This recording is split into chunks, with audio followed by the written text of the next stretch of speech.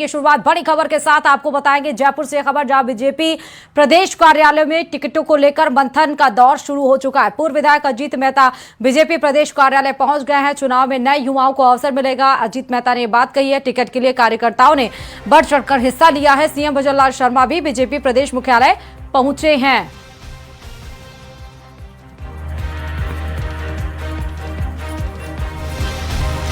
तो नामांकन प्रक्रिया आज से शुरू हो गई है। 3 दिन नामांकन प्रक्रिया चलेगी। आज यानी कि 27 अगस्त, 29 अगस्त और 31 अगस्त को लास्ट डेट है नामांकन प्रक्रिया दाखिल करने के लिए। और 4 तारीख को जो भी प्रत्याशी हैं, चुनाव आयोग जो है उनको सिंबल देगा। और आपको ये भी बता दें कि अब बीजेपी कार्यालय में मदन राठौर की अध्यक्षता में यह अहम बैठक हो रही है। इस वक्त की एक और बड़ी खबर आपको बता दें, 3 नामों के पैनल पर यह मंथन होगा। निकाय चुनाव को लेकर बीजेपी मुख्यालय में संभागवार बैठक शुरू है। एक नाम पर सहमति बनाने की यहां पर कोशिश की जा रही है। मुख्यमंत्री भजनलाल शर्मा बीजेपी मुख्यालय पहुंचे हैं। मदन राठौर की अध्यक्षता में यह अहम बैठक हो रही है। कार्यालय में टिकटों को लेकर मंथन जारी है। पूर्व विधायक अजीत मेहता बीजेपी कार्यालय पहुंच चुके हैं। चुनाव में नए युवाओं को अवसर मिलेगा, ये भी बात आ रही है निकल के। टिकट के लिए कार्यकर्ताओं ने बढ़ चढ़कर हिस्सा लिया है और एक नाम पर सहमति बनाने की कोशिश नेतृत्व करेगा, क्योंकि आप देखिए जब तक एक नाम पर सहमति नहीं बनेगी तब तक अलग अलग विचारधाराएं आएंगी और सबकी विचारधारा एक होनी चाहिए, तभी जाकर उनको प्रत्याशी हैं वो वहां से इसका ऐलान किया जाएगा। अब देखिए, चाहे कांग्रेस हो चाहे बीजेपी हो, उन दोनों के ऊपर चिंता अब मंडराने लगी है, क्योंकि 3 दिन का समय बाकी है नॉमिनेशन दाखिल करने के लिए और 3 दिन के बाद नॉमिनेशन फाइल नहीं कर पाएंगे, इसलिए अभी तक कोई भी सूची जारी नहीं की गई है।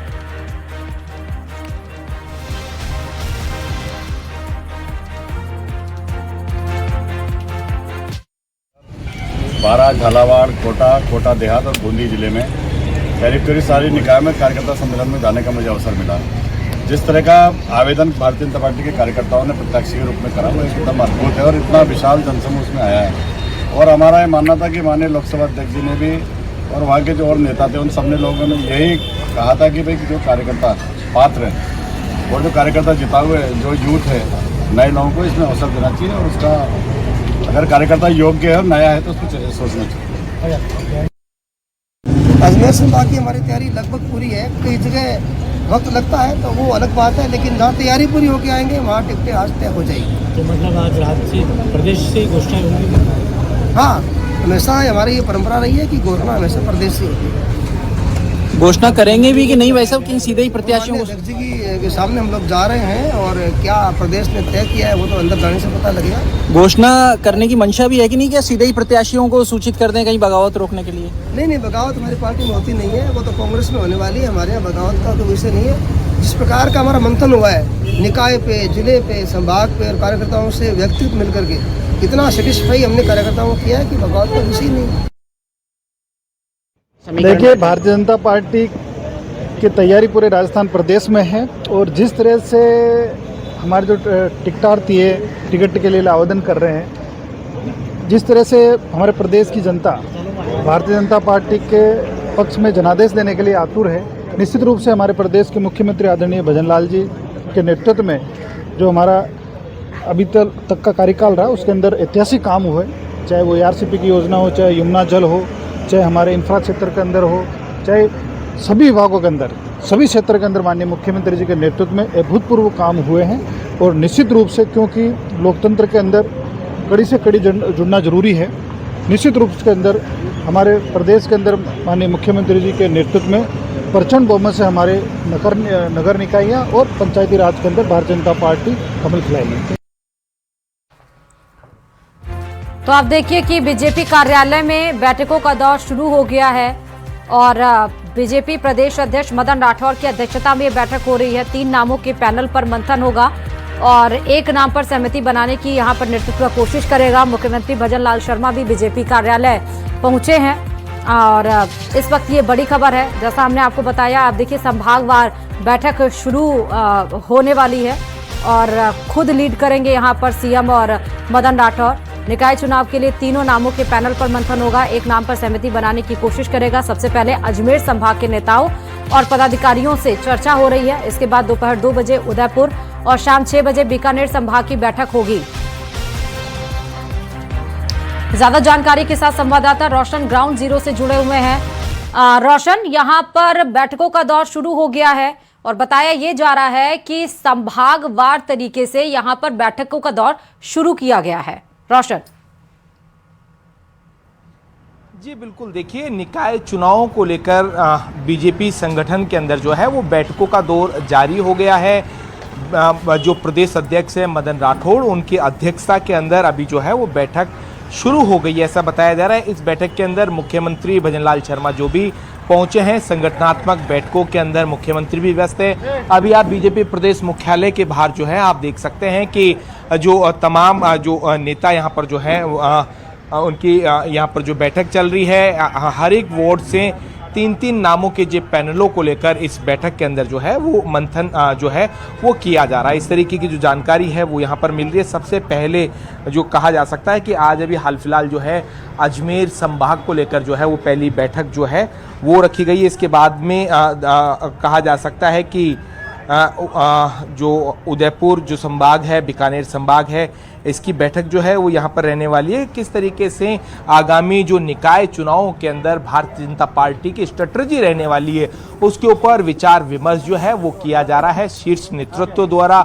योग्य और जो उम्मीदवार कैंडिडेट है उन्हें जो है वो कहा जा सकता है कि टिकट दिया जाए। अभी बताया जा रहा है कि अजमेर संभाग की जो बैठक है वो शुरू हो गई, तो ऐसे प्रत्याशियों का इस बैठक के अंदर वो चयन किया जाएगा जो क्षेत्रीय जो कार्यकर्ता हों, योग्य उम्मीदवार हों। इस पैनल के अंदर जो है वो नाम जो है वो रखे गए हैं। विस्तृत जो चर्चा होगी, जो प्रदेश अध्यक्ष मदन राठौड़ के सामने जो कहा जा सकता है कि जो फीडबैक जो आया है उस फीडबैक के आधार के ऊपर जो कार्यकर्ता जो हैं उनका चयन किया जाएगा कि किस योग्य उम्मीदवार को वार्ड से जो है वो टिकट दिया जाए। तो आप यहाँ पर देख सकते हैं कि इन निकाय चुनावों को लेकर जो बीजेपी प्रदेश मुख्यालय के अंदर कहा जा सकता है कि संगठनात्मक जो बैठकों का दौर जो है वो यहाँ पर मौजूद है। प्रदेश प्रभारी जो अजमेर संभाग के वो यहाँ पर मौजूद हैं।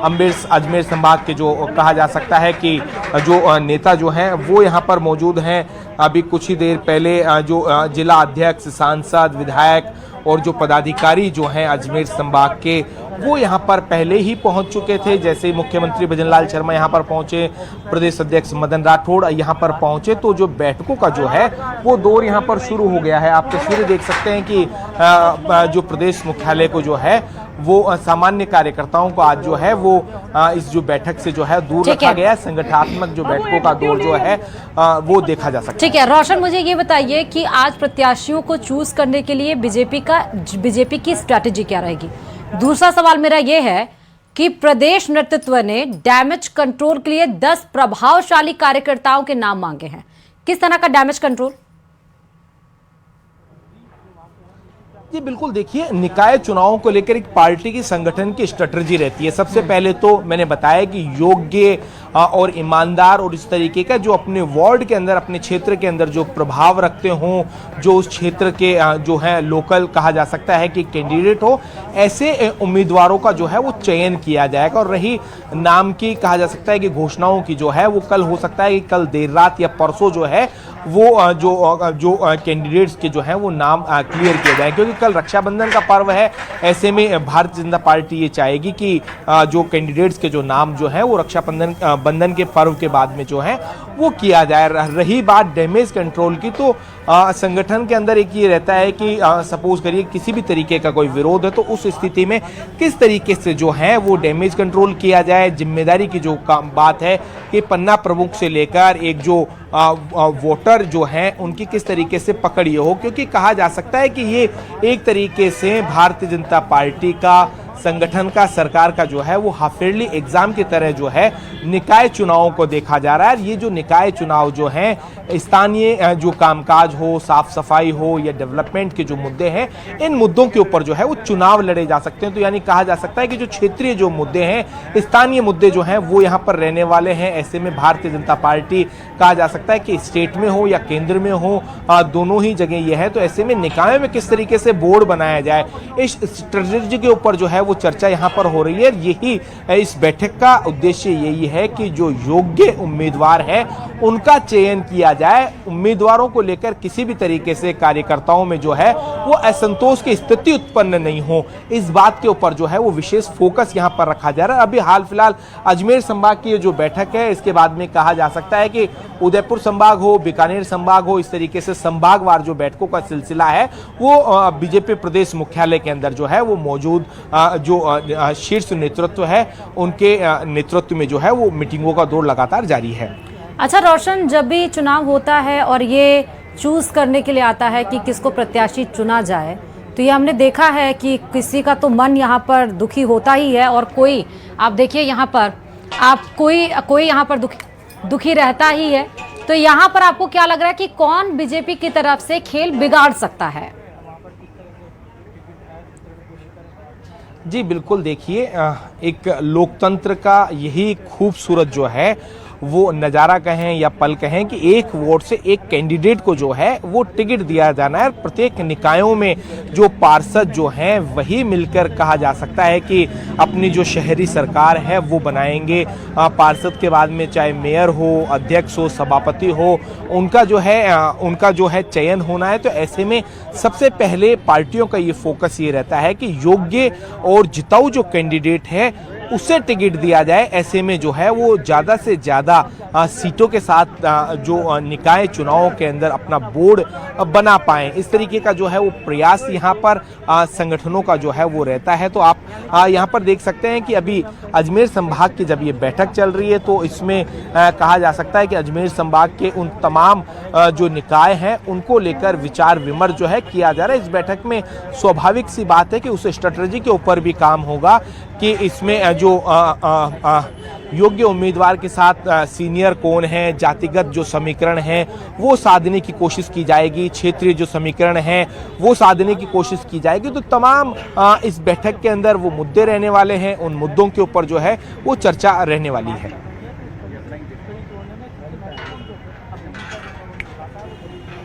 चुनाव है तो लेकिन अब चाहे वो जल निकासी की व्यवस्था हो, चाहे वो विद्यालय का वहाँ पर अव्यवस्थाएं हो, चाहे वो हॉस्पिटल की अव्यवस्थाएं हो, चाहे शिक्षकों की कमी हो, ये तमाम मुद्दे हैं जो इन दिनों काफ़ी ज़्यादा अग्रसर होकर सामने आए हैं।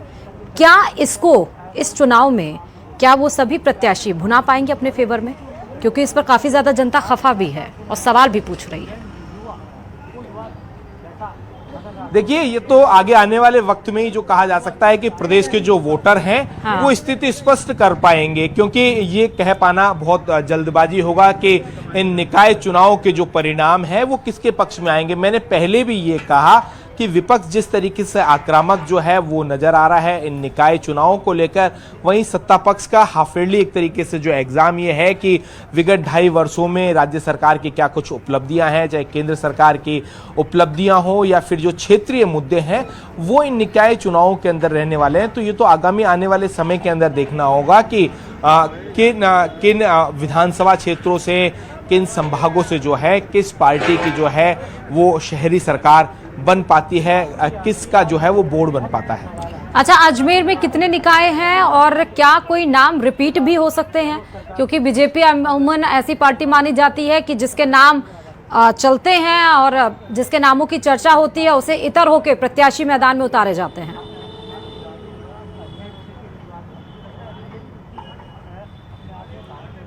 रोशन, मेरी आवाज पहुंच रही है आप तक? हाँ। जी बिल्कुल, देखिए अगर अजमेर संभाग की बात की जाए तो कहा जा सकता है कि अजमेर संभाग से विधानसभा अध्यक्ष वासुदेव देवनानी यहाँ पर आते हैं, अनीता बदेल हो या फिर कहा जा सकता है कि और भी जो क्षेत्रीय नेता है उनका जो प्रभाव है वो देखने को मिलेगा। तो ऐसे में कहा जा सकता है कि इन क्षेत्रीय नेताओं के साथ साथ में जो पार्टी की एक जो गाइडलाइन है वो यहाँ पर जो है वो फॉलो यहाँ पर की जाएगी। अगर निकायों की बात की जाए तो इसमें अजमेर नगर निगम जो है वो यहाँ पर जो है उसको लेकर मंथन जो है किया जा रहा है। इसी के साथ साथ में किशनगढ़, पुष्कर, केकड़ी, नसीराबाद, सरवाड़, सावर, टाटोड़ी और जो पीसागंज जो है ये पालिकाओं को लेकर जो है वो आज स्थिति जो है वो इस बैठक के अंदर स्पष्ट यहाँ पर हो पाएगी। कहा जा सकता है कि ये जो बैठक बताया जा रहा है कि आगामी 1.5 से 2 घंटे तक यहाँ पर चल सकती है। प्रदेश अध्यक्ष मदन राठौड़ की अध्यक्षता के अंदर जब यहाँ से नेता बाहर निकलेंगे तो कहा जा सकता है कि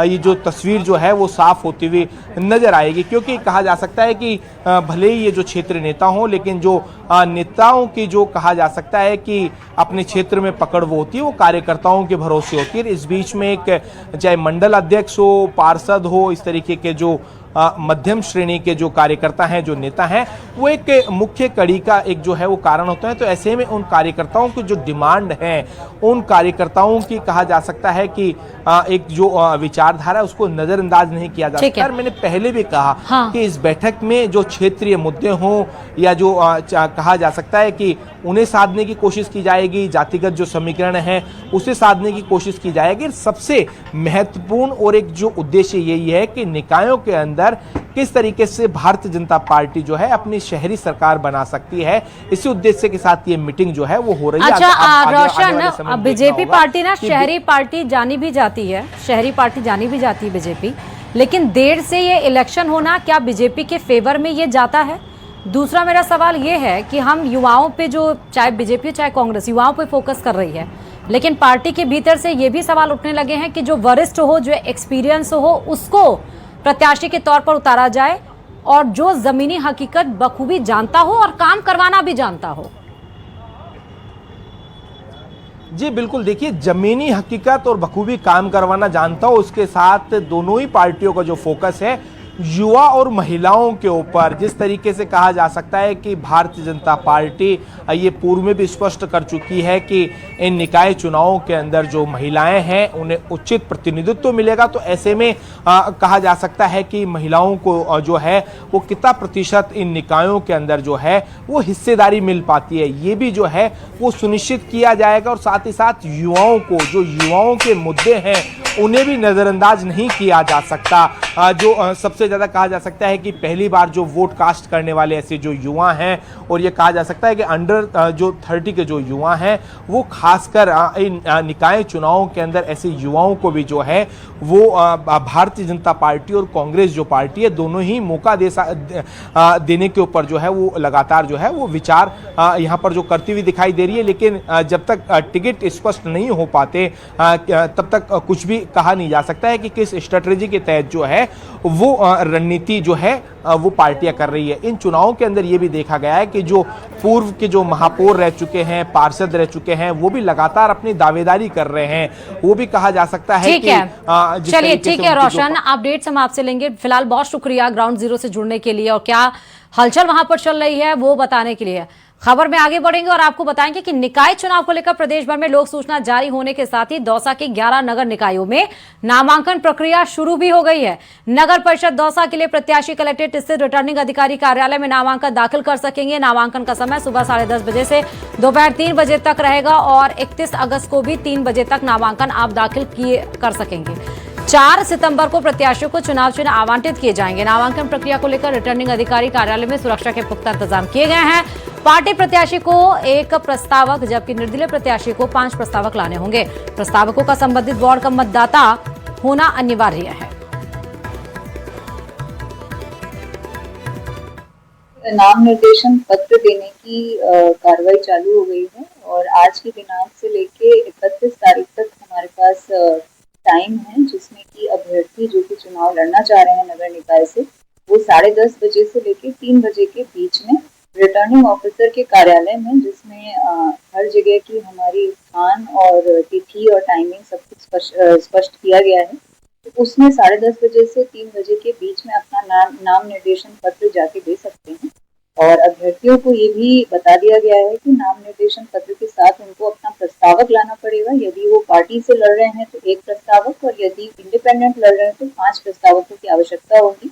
प्रस्तावक उन्हीं वार्ड के निवासी होना चाहिए और वोटर लिस्ट में उसका नाम होना चाहिए। निकाय चुनाव के लिए आज से नामांकन प्रक्रिया शुरू हो गई है। दौसा में पूरे जिले में 11 निकाय हैं और 11 निकायों पर संबंधित निकाय मुख्यालय पर रिटर्निंग अधिकारी के समक्ष नामांकन पत्र प्रस्तुत किए जा रहे हैं और आज से नामांकन प्रक्रिया शुरू हुई है। दौसा जिला कलेक्ट्रेट में एसडीएम कार्यालय में यहाँ पर नामांकन प्रक्रिया की शुरू हो गई है। अंदर पूरी प्रक्रिया की जा रही है। रिटर्निंग अधिकारी संजू मीणा दौसा में मौजूद है। पूरी नामांकन प्रक्रिया के दौरान यहाँ पर प्रक्रिया अपनाई जा रही है। जो भी नामांकन लेकर आएंगे उनको यहाँ पर जो जरूरी आवश्यक कार्रवाई है, दस्तावेज संबंधी कार्रवाई है, वो पूरी करने के बाद संबंधित रिटर्निंग अधिकारी के समक्ष जाकर आवेदन पत्र प्रस्तुत करने हैं और उसके बाद में जैसे ही आवेदन पत्र प्रस्तुत हो जाएंगे तो उसके बाद में उनको यहाँ से बाहर निकाला जाएगा। कुल 5 लोग ही अंदर प्रवेश कर सकते हैं। कुल मिलाकर एक आज सुबह 10:30 बजे से 3 बजे तक का समय रखा गया हुआ है और आज से ये नामांकन प्रक्रिया शुरू की गई है। नामांकन प्रक्रिया शुरू होते ही संपूर्ण जिले में जो सभी रिटर्निंग अधिकारी कार्यालय हैं वहाँ सुरक्षा के इंतजाम किए गए हैं। प्रत्येक रिटर्निंग अधिकारी कार्यालय के बाहर पुलिस के इंतजाम किए गए हैं ताकि जो नामांकन प्रक्रिया है वो शांतिपूर्ण रूप से संपन्न हो। ऐसे में आज से नामांकन प्रक्रिया शुरू हुई है जो 31 अगस्त तक आयोजित की जाएगी। आशीष शर्मा, न्यूज 18 दौसा।